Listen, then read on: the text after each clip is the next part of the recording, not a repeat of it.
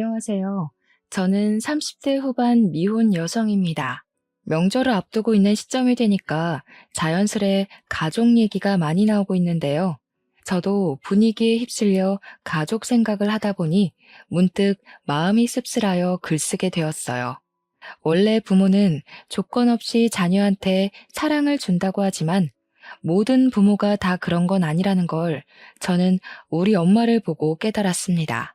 이것만으로도 이미 제 서사는 다 설명이 되지 않았나 싶네요. 지금부터 들려드릴 우리 엄마 얘기에 부디 비슷한 일을 겪는 분들이 없길 바라면서 사연 써내려가 볼게요. 저희 엄마는 단순히 제가 딸이라는 이유만으로 저를 미워했습니다. 아들만 키우고 싶었던 욕심이 과했던 분이시거든요. 저도 처음엔 단순히 성별 때문에 자녀를 그렇게 차별할 수 있다는 걸 믿지 않았어요.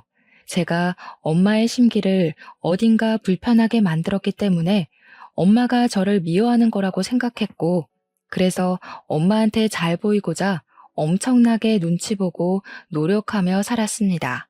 거의 학창 시절을 다 그렇게 보냈었죠. 엄마가 고작 성별 때문에 저를 미워하는구나 라고 확신하게 되었던 순간은 갑자기 찾아온 게 아니었어요. 저도 모르는 사이 편애가 차곡차곡 쌓이고 있었더라고요. 저는 어릴 적에 필수 교육 아니면 오빠처럼 학원을 다닌다든지 용돈을 받는다든지 엄마의 관심을 받아본 기억이 없습니다. 아무것도 몰랐을 나이에는 오빠가 그저 첫째니까 오빠 위주로 챙겨준다고만 생각했어요. 그런데 친구들한테 가끔 내가 엄마한테 맞았다고 아무렇지 않게 얘기를 하면 친구들이 놀라면서 친엄마가 맞냐고 물었어요. 그건 제가 성인이 되어서도 친구들에게 들었던 말입니다. 저는 친구들을 통해서 원래 엄마란 사람이 어떤 존재, 어떤 이미지인지 느껴봤어요. 아예 모르고 평생 모르다가 죽는다면 엄마가 이렇게까지 밉지는 않았을 것 같네요. 어쨌든 저는 사회적 시선이 트이면서 저희 엄마가 잘못된 사람이라는 걸 확신하게 되었죠. 그나마 엄마긴 한가 보네 싶었던 순간은 대학 첫 등록금을 내줬을 때였습니다. 물론 그 이후엔 제가 벌어서 등록금 메꿔야 했지만 엄마가 유일하게 저를 위해서 의무적으로 하지 않아도 될 부분을 지원해 준 거였어요. 저한테는 그 첫 등록금의 의미가 컸었는데 사실 오빠한테는 이런 것들이 별것 아닌 일이었어요. 오빠는 대학도 엄마가 다 지원해주고 자취도 시켜줬거든요. 용돈도 따로 주고요. 저는 자취는 꿈도 못 꿨습니다. 집에서 통학하면서 엄마가 시키는 집안일까지 하면서 살았어요. 엄마는 오빠가 원하면 간이랑 쓸개까지도 내줄 만큼 잘해줬는데요. 그런 엄마가 처음으로 오빠의 제안을 거절했던 적이 있었어요. 오빠가 결혼한다고 올케 언니 데리고 왔을 때 분가를 얘기했었는데 그걸 엄마가 절대 안 된다고 반대를 하더라고요. 일단 이유가 올케 언니 집안이 뼈저리게 가난했기 때문이었습니다. 자기 돈으로만 장만한 집에 아들이 아닌 며느리가 같이 얹혀 사는 것이 싫다고 하셨어요. 엄마 말대로 올케 언니 집에서는 신혼집에 보탤 만한 거액이 없는 형편이었습니다. 올케 언니 집은 빚이 없던 적이 없었고 사돈 어른들이 젊은 시절부터 노동하느라 몸이 다 망가져서 일도 못하고 있다고 했어요. 오로지 올케 언니가 사회복지사를 하면서 식구들을 먹여 살리고 있었다는데 솔직히 사회복지사 급여로 새 식구 먹고 살기엔 많이 빠듯하거든요. 그러니까 집도 변변찮은 달동네 같은 데 있을 수밖에 없었어요. 그런 곳은 집값도 옳게 안 쳐주는 그런 곳이었습니다. 올케 언니는 200만 원 조금 넘는 돈으로 부모님 병원비에 식비에 공과금 등등을 혼자 해결해야 돼서 결혼하기까지 모은 돈도 없었어요. 기초수급자 자격은 안 되는데 마치 기초수급자처럼 한 달 돈 받고 한 달 사는 수준으로 살았다고 들었습니다. 올케 언니가 없으면 사돈 어른들은 그냥 길바닥에 나앉을 신세라는 거예요. 그래도 올케 언니 외모가 출중한 편이어서 오로지 올케 언니 외모에 한눈 팔린 오빠가 엄마한테 결혼하겠다고 우기는 바람에 이 관계가 이루어질 수 있었던 겁니다. 엄마는 오빠의 결혼을 허락해주는 대신 합가를 내걸기도 했었거든요. 합가가 조건이 합의되지 않았으면 아마 엄마랑 오빠가 처음으로 대립하는 순간이 오지 않았을까 싶기도 하네요. 아무튼 결혼이 성사되었다고 모든 것이 잘 풀릴 것처럼 잘 된 건 아니었어요. 좋아하는 사람이랑 결혼을 하게 된 오빠는 마냥 좋았을지 몰라도 제가 본 올케 언니의 모습은 좀 불안해 보였습니다. 오빠를 좋아해서 결혼을 하는 것 같긴 한데 집안끼리 너무 수준 차이가 많이 나서 상견례부터 기죽어 있는 느낌이었어요. 그건 사돈 어른들의 모습도 마찬가지였어요. 그런 올케 언니 식구들 앞에서 엄마는 올케 언니 집안을 지적하며 상견례 자리에서도 대놓고 무시했습니다. 옷이 그런 것밖에 없으셨어요? 제가 그래도 건물주인데 건물주 사돈이라고 하기엔 영 체면이 안 사시네요. 웬만하면 저 만날 때만이라도 옷 한 벌 사입고 오세요. 그게 건물주 집안에 대한 예의라고요. 그래도 나름 단정하게 입고 온 건데 사부인 눈에는 영 부족했나 보네요. 죄송합니다. 그래도 우리 딸이 참 모난 곳 없이 잘 컸어요. 부모가 못나서 그렇지 좋은 부모 만났으면 장성을 해입니다. 잘 좀 부탁드려요. 뭐 장성할지 안 할지는 지켜봐야 아는 거고요. 결혼식 온전히 제 돈으로 나가는 거 아시죠? 애들 분가까지는 못 시켜줍니다. 그리고 앞으로 우리 며느리 될 아인데 전화 연락은 자제해 주세요. 저는 우리 집에 있었던 일 어디서 말 나오는 거 딱 질색이거든요. 엄마는 사돈들이 가난하다는 이유만으로 쉽게 보는 건지 가리지 않고 막 뱉었어요. 누가 들어도 기분 상할 말이었는데 사돈 어른들은 절대 티를 내질 않았습니다. 딸을 위해서 참는 것 같았어요. 그나마 오빠가 작작하라고 말려서 엄마가 더한 수위를 넘기지 않을 수 있었습니다. 참고로 아빠는 자동차 관련 업체를 운영했었는데 일하다가 부득이한 사고를 당해서 돌아가셨어요. 제가 어릴 때 일이라서 잘 기억은 안 나는데 아빠가 워낙 미래에 대한 대비가 철저한 분이라 노후를 대비해 건물 한 채를 관리하고 있었다고 들었습니다. 안타깝게도 아빠가 돌아가시고 나서 그게 엄마 앞으로 상속이 되었는데 엄마는 그렇잖아도 계모 같은 성격을 건물주가 되자 더 군림하며 행동하였어요. 아무튼 저는 원래 용돈도 없었지만 엄마한테 달라고 구걸하느니 진작에 용돈 생각 자체를 포기했었습니다. 성인이 되고부터는 제가 아르바이트를 하면서 스스로 용돈벌이를 해나갔어요. 올케 언니가 제 예상대로 정말 착한 사람이었는데 저희 집에 올케 언니 들어오고 나서 제가 위로를 좀 많이 받았어요. 혼자 엄마한테 속 터지고 있던 마음을 올케 언니와 공유할 수 있어서 힐링이 되었습니다. 올케 언니랑 있는 시간이 좋긴 한데 한편으론 올케 언니가 저한테 자꾸 뭘 주려고 해서 미안할 때가 한두 번이 아니었어요.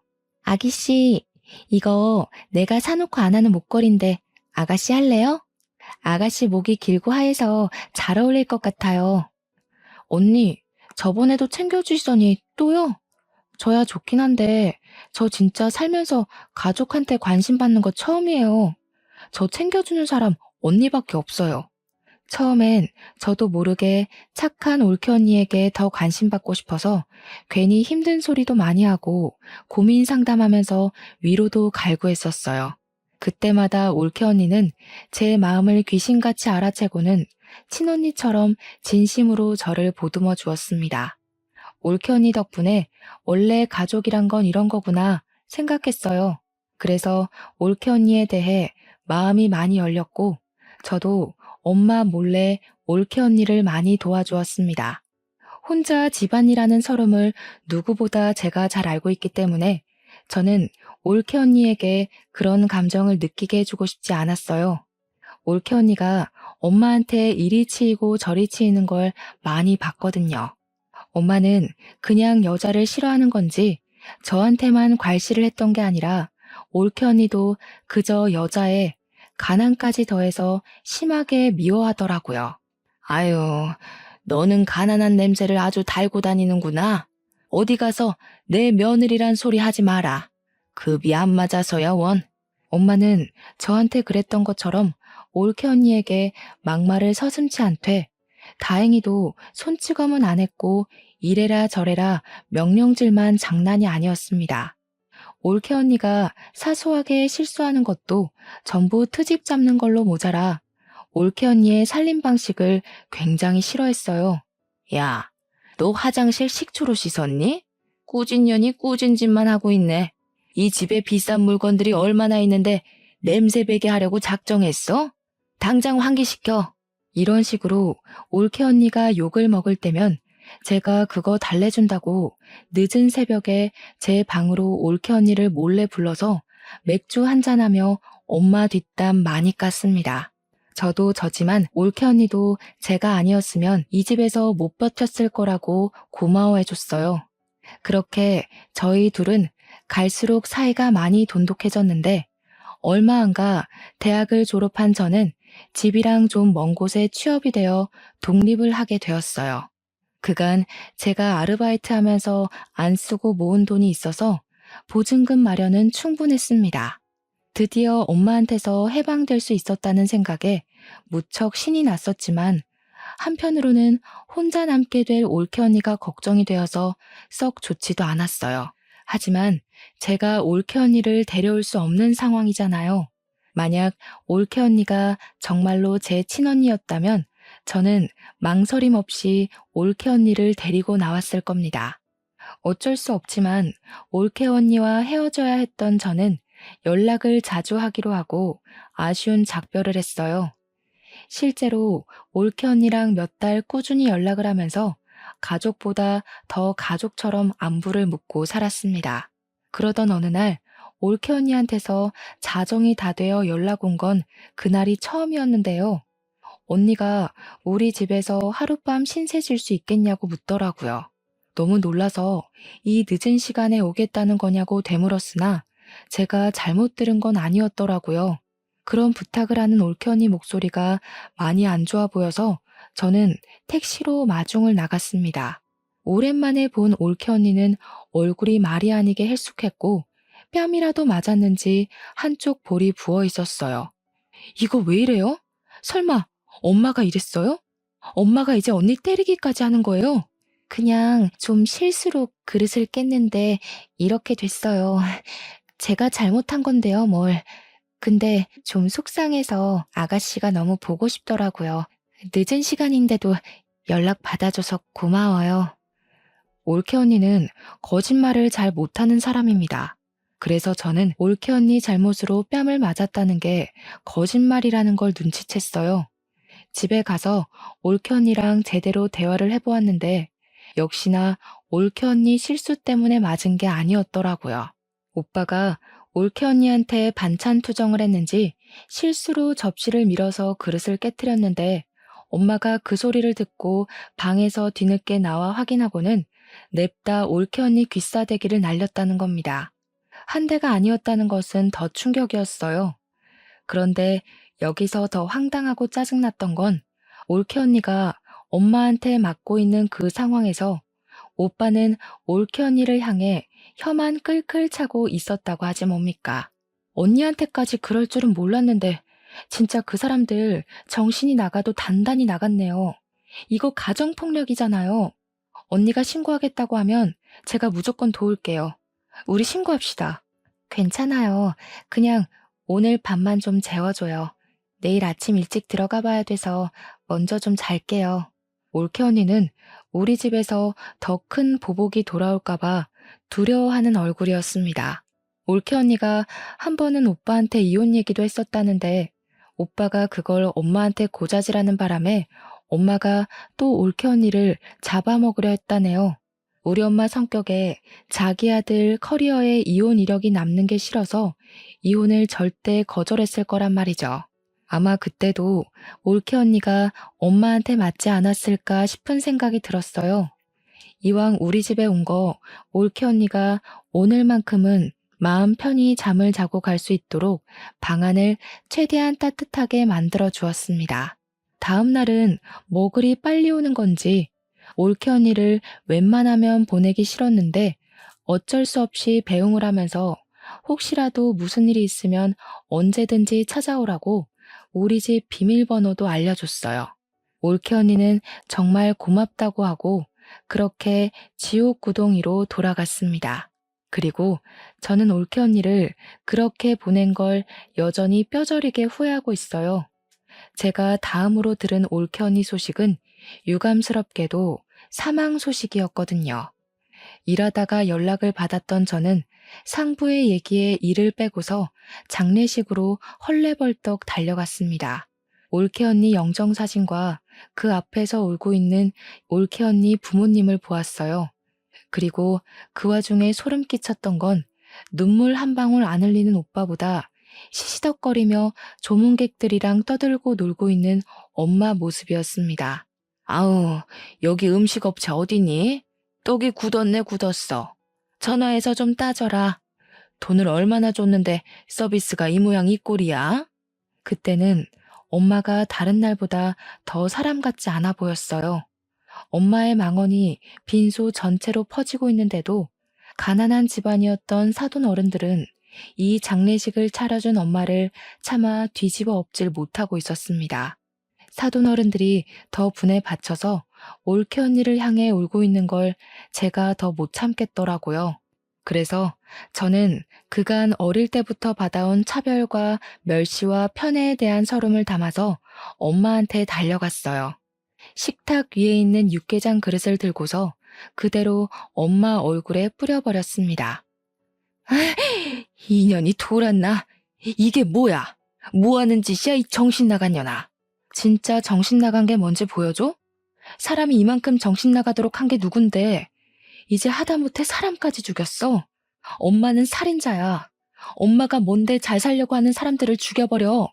엄마는 눈에 들어간 육개장 때문에 제 말을 듣지도 못하고 발만 동동 구르며 따가워하고 있었습니다.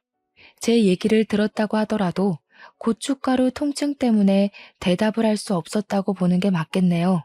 엄마가 너무 소란 피우면서 휴지를 찾으니까 누군가가 서둘러 휴지를 가져왔는데 저는 그걸 뺏어 들고서 신발장 밖으로 던져버렸어요. 그리곤 엄마 머리채 잡고 잡아뜨리고는 올케 언니 죽인 죄로 경찰에 신고할 거라 겁박을 주었습니다. 이 년이 먹여주고 키워줬더니 누구 편을 드는 거야? 자기 혼자 죽은 년을 뭘 내가 죽였대? 나도 짜증나 죽겠다고.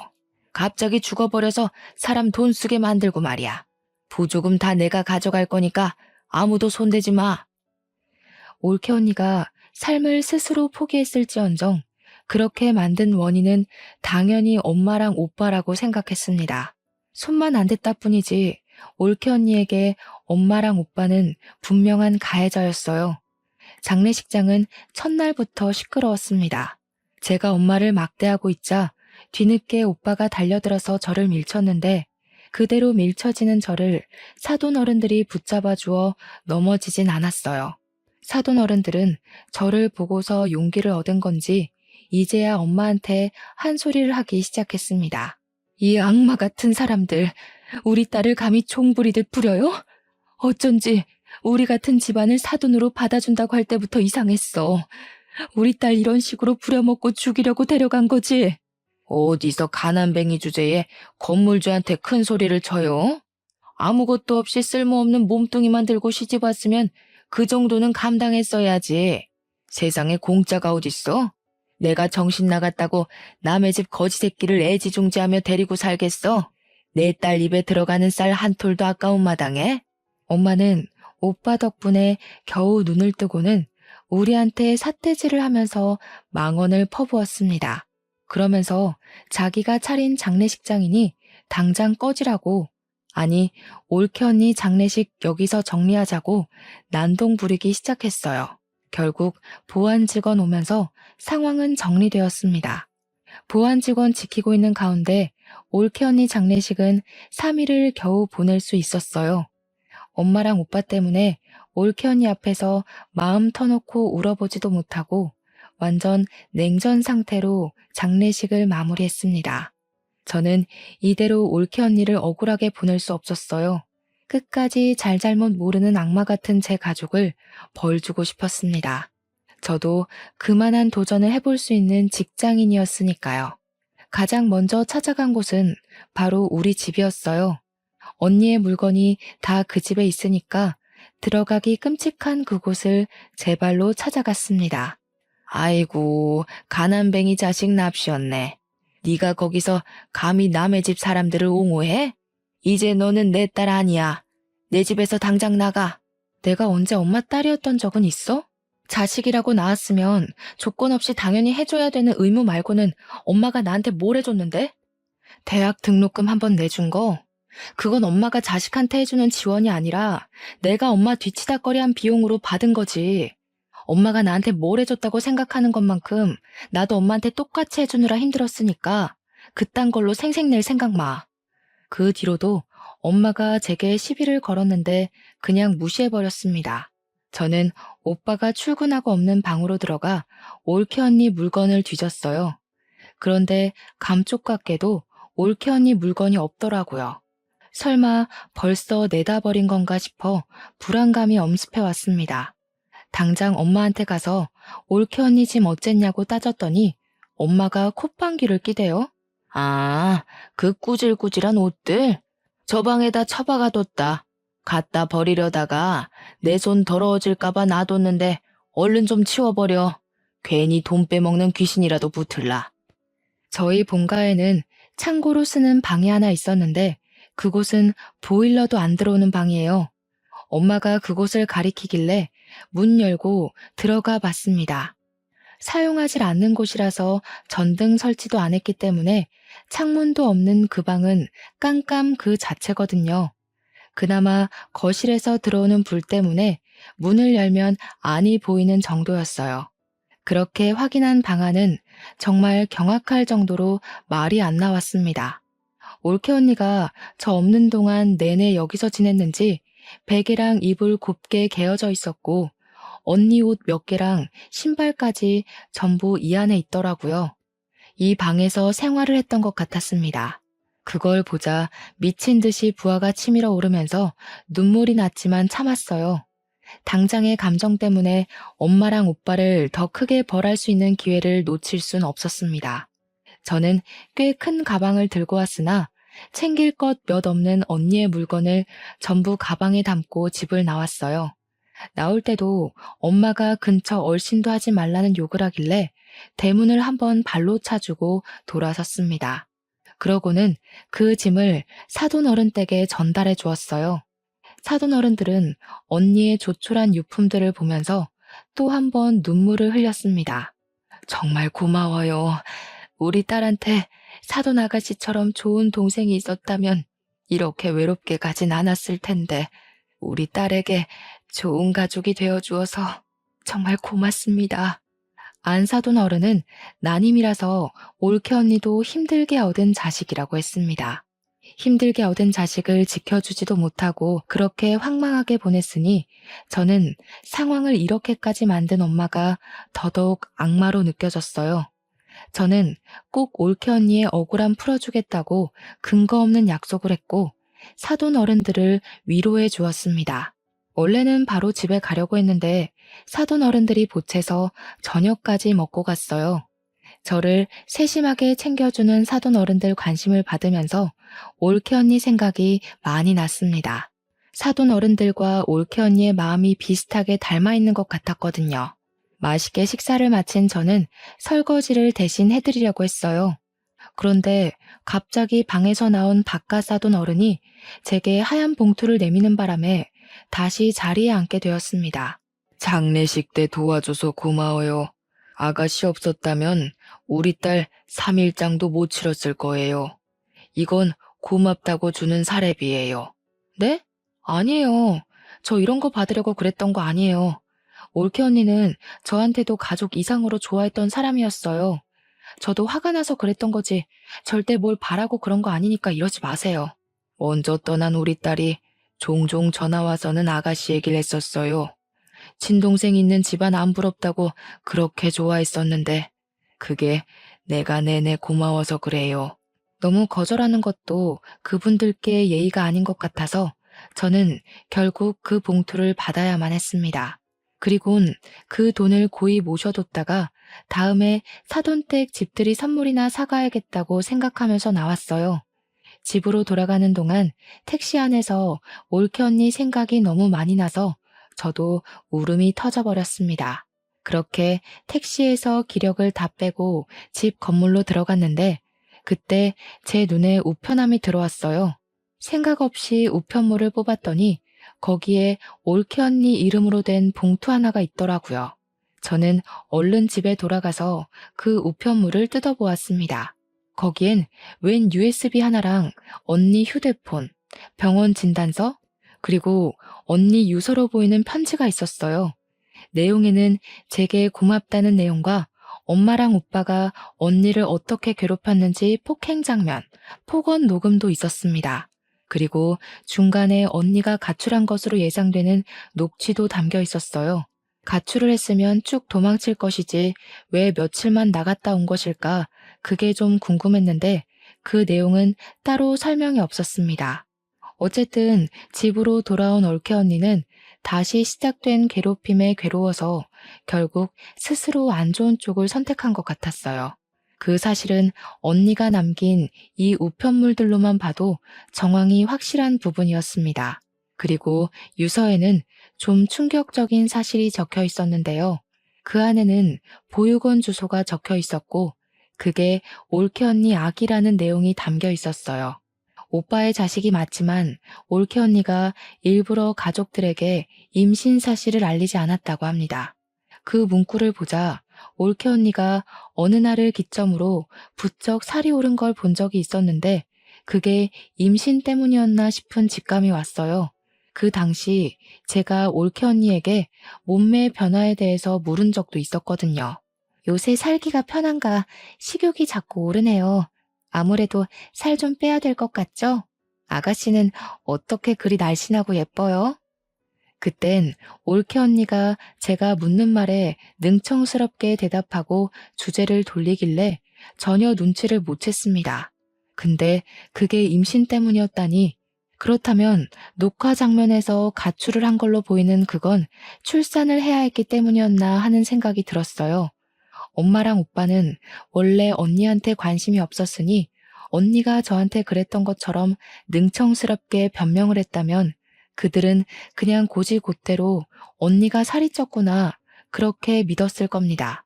그러니 올케 언니 임신 사실은 당연히 몰랐겠죠. 아무튼 편지에는 올케 언니가 자신의 아기를 부디 엄마랑 오빠한테 알리지 말아달라는 부탁이 적혀 있었어요. 오빠와 엄마의 인성을 알면 저 같아도 그랬을 것 같긴 합니다. 그리고 올케 언니가 써놓은 문구 중에는 아들이 아닌 딸을 임신해서 두려웠다는 말도 적혀 있었는데요. 아이가 핍박받고 자랄 게 겁이 나 식구들에게 비밀로 하고 보육원에 맡길 수밖에 없었다는 뉘앙스가 있었어요. 자신의 자식도 제대로 안아보지 못하고 죽을 준비만 했을 언니의 마음이 얼마나 썩어 문드러졌을지 굳이 눈으로 확인하지 않아도 알 것 같아서 너무 속상했어요. 그렇게 착한 언니는 이렇게 가면 안 되는 사람이거든요. 아이랑 같이 행복하게 살 자격이 있는데 왜 우리 가족이랑 연이 되어서 이렇게 생을 마감해야 했는지. 우리 언니를 망쳐놓은 것이 제 엄마랑 오빠라는 게 정말 끔찍했고 누군가를 해코지하고 싶단 마음이 처음으로 들었었어요. 언니의 편지 마지막 멘트에는 저한테 미안하고 고마웠다는 말까지 있었는데 그 진심 어린 말에 저는 정말 많은 죄책감을 느꼈습니다. 언니가 쓸쓸한 선택을 하도록 신경을 못 써준 게 너무 미안했고 쓸쓸하게 떠나는 순간에도 옆에 있어준 사람 하나 없었다는 것이 너무 미안했어요. 저의 슬픔은 오빠랑 엄마를 향한 분노로 변질되어 커졌습니다. 일단 저는 급히 아이를 찾으러 보육원을 먼저 갔어요. 그곳에서 올케 언니가 맡긴 갓난 여자 아기를 만났습니다. 다행히도 언니 딸은 개 같은 오빠를 닮지 않고 하얗고 예쁜 언니를 닮았더라고요. 이 예쁜 아이를 떼어놓아야만 할 때의 언니 심정은 이루 말할 수 없을 만큼 괴로웠겠죠. 저는 아이 소식을 사돈 어른들께 알린 후 데려갔습니다. 다행히 출생신고는 되어 있었는데 조금 늦게 안 사실이지만 당황스럽게도 아이 이름이 제 이름과 같더라고요. 언니가 저를 그만큼 생각해줬다는 것 때문에 제가 얼마나 더 울었는지 모릅니다. 눈물이 나면 날수록 차오르는 분노 때문에 저는 당장 사돈 어른들에게 변호사를 알아봐 주었어요. 사돈 어른들이 올케 언니를 위한 소송을 할 수 있도록 변호사랑 같이 준비를 했습니다. 올케 언니는 아이가 있다는 사실을 밝히지 말아달라고 했지만 양육비를 뽑아내기 위해선 어쩔 수 없었고 양육비 청구 소송까지도 빠짐없이 받아낼 생각이었어요. 우리 예쁜 조카는 사돈 어른이 엄마 몰래 키워주기로 했습니다. 구청에 가서 사돈들이 지원을 받을 수 있는 혜택도 알아봐 줬어요. 그리고 제게 가장 중요한 소송, 그걸 자랑하려고 직접 소송장을 가지고 본가에 직접 찾아갔습니다. 근데 어처구니 없게도 집 앞에 웬 다른 아가씨가 하나 있더라고요. 엄마랑 문 앞에서 대화를 하는 것 같았는데 저도 모르게 계단 쪽으로 숨어서 그 상황을 엿들었습니다. 혹시 몰라서 몰래 휴대폰 렌즈만 들이밀어 영상도 촬영했죠. 어쩜 이리도 착할까. 우리 아들이랑 너무 잘 어울리는 한 쌍이다. 이제 뭐 필요한 거 있으면 이 시애미한테 얼마든지 말해. 그리고 앞으로는 무겁게 한우 같은 거 사들고 오지 마. 귀한 우리 며느리 손 상할까봐 내 마음이 조마조마하다. 아주 기가 막히지 않습니까? 엄마는 올케 언니 떠난 지 얼마나 됐다고 그새 다른 아가씨를 구해서 오빠 재혼을 준비하고 있었어요. 저는 바로 소송장을 감추고 그 아가씨랑 엄마가 대화를 끝내고 엘리베이터 쪽으로 나올 때까지 숨어서 기다렸습니다. 한 20분 대화가 이어졌을까 둘이서 사이좋게 인사를 나누고 현관문이 닫혔어요. 아가씨가 엘리베이터 쪽으로 오길래 저도 그제야 제 모습을 드러냈습니다. 제가 먼저 아는 체를 했더니 아가씨가 당황하면서 저더러 누구냐고 묻더라고요. 1001호 집안의 딸이에요. 보아하니 저희 오빠랑 결혼 준비하시는 것 같은데 저희 엄마가 엄청나게 꼬리치고 있는 거 보니까 좀 잘 사시는 분인가 봐요. 네? 어머님이 외동아들 하나 있다고 그랬는데요. 누구신데 뜬금없이 나타나서 그런 말 하세요.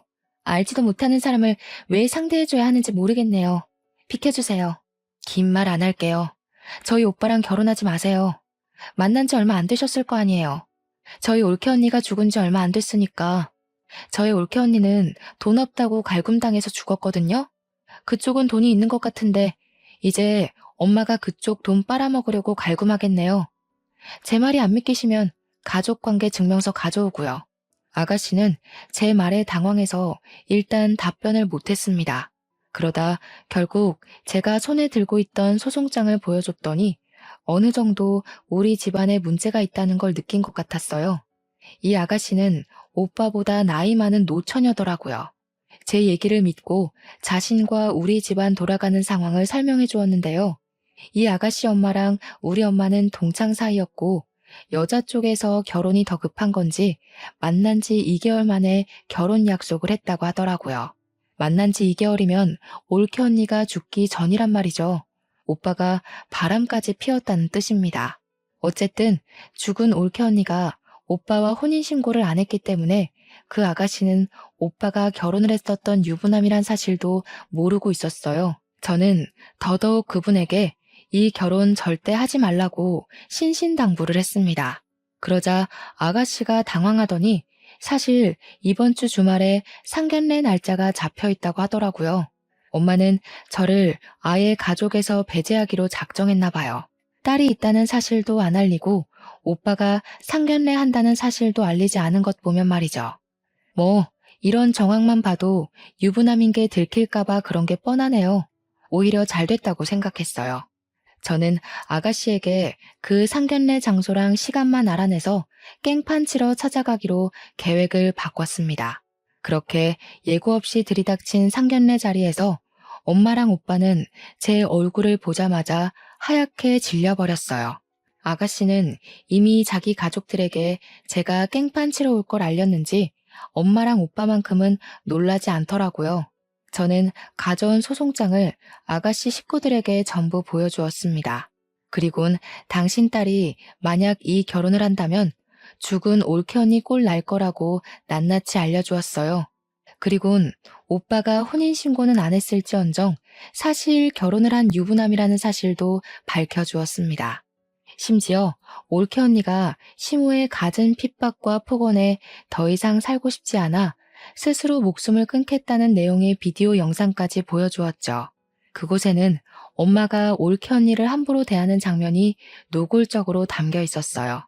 근데 여기서 돌아가는 상황을 알고 보니 아가씨 집에서 이미 엄마한테 명품백을 몇 개 해줬나 보더라고요.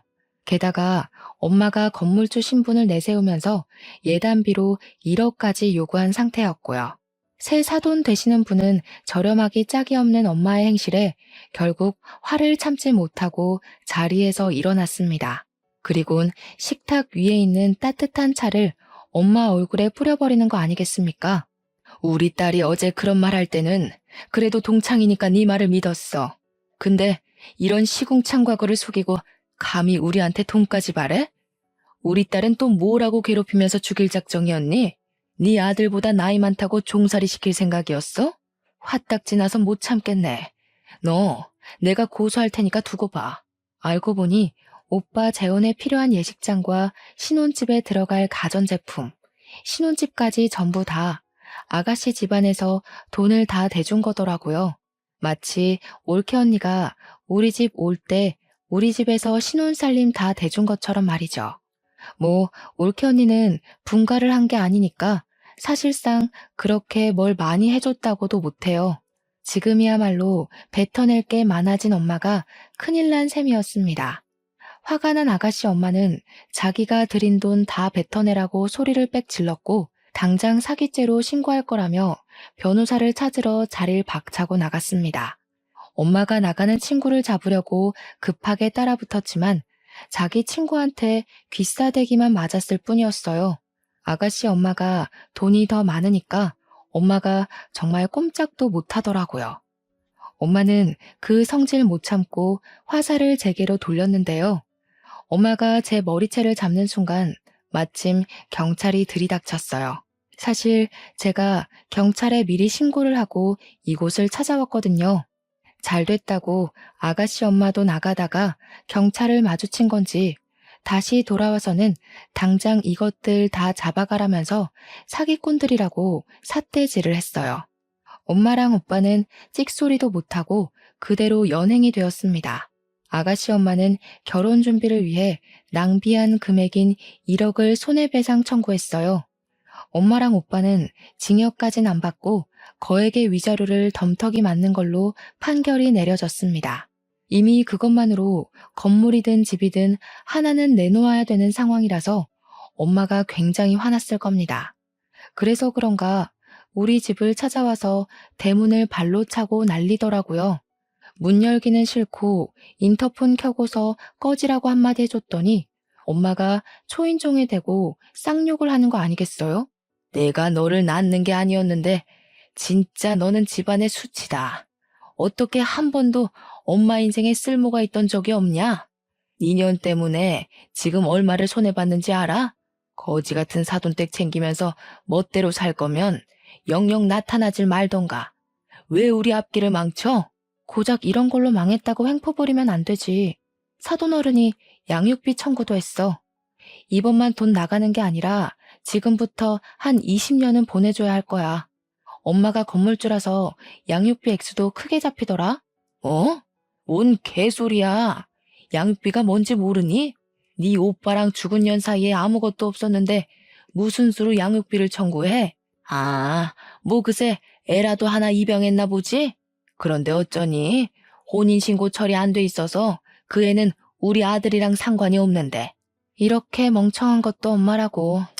고지 곧대로 당하고 산 게 억울하네. 오빠한테 사실 딸 있었어.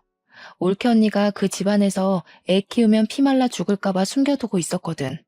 조만간 유전자 검사 결과 우편으로 갈 테니까 따질 거면 꼭 확인하고 따져. 아이 소식은 다소 당황스러웠는지 제 말이 끝나도 인터폰 안에서 아무 말도 안 들려왔어요. 거기다 대고 저는 한마디 더 해줬습니다.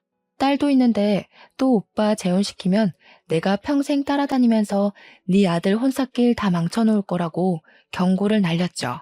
저는 그걸 마지막으로 엄마랑 오빠와 대면한 적이 없습니다. 변호사에게서 소식만 전해 듣길 엄마는 위자료랑 소송 금액 그리고 벌금을 내기 위해서 자랑스럽게 떠벌리던 건물을 팔았다고 했어요. 그나마 살고 있는 집 하나는 지킨 것 같더라고요. 물론 그것도 어떻게 될진 모르죠. 양육비를 20년이나 줘야 하는데 과연 오빠 급여 하나 가지고 생활비에 양육비에 사치 쩌는 엄마 용돈에 감당이 될지 모르겠네요. 저는 20살 때부터 가족의 도움 없이 저 혼자 돈을 마련했기 때문에 그들이 망하든 말든 상관이 없었어요. 그들 인생 망쳐놨으니 이제는 그저 사랑스러운 조카를 보는 낙으로 지낼 뿐이었습니다. 조카는 하루가 달리 예쁜 모습을 자랑했는데요. 올케 언니랑 전체적인 느낌이 닮았으나 가장 닮은 게 웃는 얼굴이더라고요. 조카가 웃을 때마다 언니 생각이 나서 한 번씩 마음이 저려요. 그래도 떠난 언니가 이제는 마음 편히 발 뻗고 잘 수 있게 제가 조카를 평생 책임지고 보살펴 줄 생각입니다. 예쁜 것만 보여주고 싶고 걸을 수 있는 나이가 된다면 그때부터 언니가 있는 곳에 함께 데려갈 생각이에요. 조카가 엄마의 얼굴은 알면서 자랐으면 좋겠거든요. 혹시나 아빠를 물어본다면 저는 숨김없이 말해줄 생각입니다. 물론 그건 조카가 그 정도의 아픔을 감당할 나이가 되면 말이죠. 이제 그만 그들 신경 안 쓰고 잘 살 수 있겠지 하고 마음 놓던 시기에 뜬금없이 오빠한테 연락이 온 적이 있었어요. 철천지 원수 같은 오빠는 어이없게도 딸 얼굴 한번 보고 싶다며 연락을 했더라고요. 그 말을 듣는데 더 들을 것도 없이 화가 나서 저는 오빠한테 바로 미쳤냐고 절대 싫다고 거절했습니다. 오빠가 아빠 자격이 있다고 생각해? 언니가 오죽 겁이 났으면 임신한 사실도 숨겼겠어. 출산도 몰래 집 나가서 혼자 해결하고 몸 회복도 안 됐는데 집에 돌아와서 또 괴롭힘 당했어. 언니가 그렇게 괴로울 동안 오빠는 뭐 했는데? 오빠는 엄마랑 뭐 다를 거라 생각해? 오빠는 그냥 조카 양육비만 다달이 보내면 돼. 그게 내가 오빠한테 봐줄 수 있는 유일한 아빠 노릇이야. 오빠는 제 경고에 아무런 말도 하지 못했습니다. 그제야 자기도 잘못한 걸 뼈저리게 느낀 건지 다행히도 성실하게 양육비를 보내주곤 있어요. 만약 안 보낸다면 제가 또 가만히 있지 않을 겁니다. 엄마는 여전히 반성도 없어요. 오빠가 가끔 문자로 엄마 감당하기 힘들다고 연락이 오는데 엄마가 정신 나가서 그런가 이젠 아들한테도 성질을 부리나 봅니다. 저러다가 그나마 있는 아들 하나한테도 버림받아봐야 정신을 차리는지 모르겠네요. 제가 조금 더 빨리 철이 들고 사회에 대해 잘 알았더라면 올케 언니를 우리 오빠랑 결혼시키지 않았을 텐데 이건 아마 제 평생의 후회로 남을 것 같습니다. 그 사실 때문에 사돈댁에 더 자주 찾아가긴 해요. 마치 본가를 찾아가듯 마음 편한 걸음으로 주말에 한 번씩은 갑니다. 조카가 좋아하는 인형이랑 용품들 챙겨가고 사돈어른들 옷도 몇 벌씩 선물해주고 있어요. 제 급여가 떵떵거릴 만큼 많은 건 아니지만 용돈을 딱히 쓸 데도 없고 또 사돈댁이 제게는 본가 같은 기분이 들어서 그렇게 하고 싶더라고요. 사돈 어른들도 제게 더는 존댓말을 하지 않아요. 정말 딸처럼 이름을 불러주면서 제 생일까지 기록해놓고 챙겨주신답니다. 이런 게 남들 다 누리고 있는 가족 사이라면 저는 아마 사돈댁과 계속 이런 연을 이어갈 것 같아요. 비로소 소중한 사람들과 화목하게 사는 것이 무엇인지 느끼고 있는 요즘입니다. 글이 길었죠? 변변찮은 내용이었을지 모르겠지만 긴 글 들어주셔서 너무 감사합니다. 날이 많이 따뜻해졌는데 우리 모두 가족들과 나들이 다니면서 소중한 추억 많이 만듭시다.